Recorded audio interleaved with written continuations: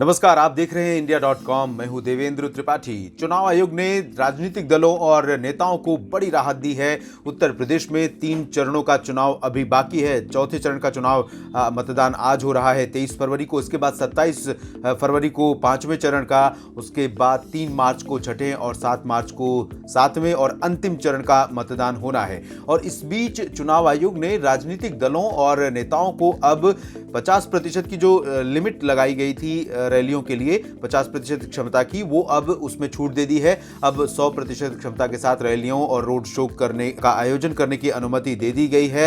और आपको बता दें कि अब इन 3 चरणों में, उत्तर प्रदेश के चुनाव के लिए और मणिपुर में एक ही चरण में 27 फरवरी को होने वाले चुनाव से पहले राजनीतिक दलों के चुनाव प्रचार की जो होड़ मचेगी, उसके चलते इन क्षेत्रों में शोर बहुत बढ़ जाएगा। उत्तर प्रदेश में जिन क्षेत्रों में चुनाव होना है, उनमें अगर हम बात करें 5वें चरण की, तो उसमें अयोध्या का क्षेत्र शामिल होगा, प्रयागराज का क्षेत्र शामिल होगा, छठे चरण में गोरखपुर और आसपास का इलाका शामिल होगा, 7वें चरण में और अंतिम चरण में वाराणसी और आसपास के क्षेत्र शामिल होंगे 7 मार्च को। तो अब परमिशन दे दी गई है। शुरुआत में चुनाव आयोग ने कहा था कि फिजिकल रैलियों पर 15 जनवरी तक प्रतिबंध रहेगा, उसके बाद इसको बढ़ाकर 22 जनवरी तक कर दिया गया था। उसके बाद धीरे धीरे जब कोरोना के मामलों में कमी आने लगी, तब चुनाव आयोग ने ढील देनी शुरू की और अब पूरी छूट दे दी गई है। और आपको बता दें कि पिछले 24 घंटे में, यानी 22 फरवरी को, देश भर में कोरोना के जो कुल मामले सामने आए हैं वो हैं 15,000,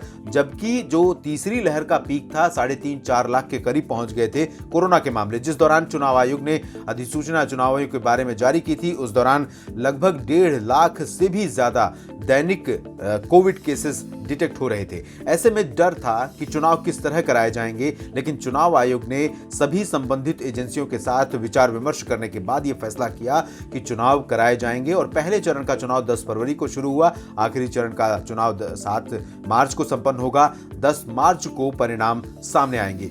तो इसके लिए अब चुनाव प्रचार की जो छूट दी गई है रैलियों के लिए, रोड शो के लिए, अब बाकी बचे 3 चरणों में उत्तर प्रदेश के लोग और साथ ही साथ मणिपुर में लोग और ज्यादा शोर शराबे के लिए तैयार हो जाएं।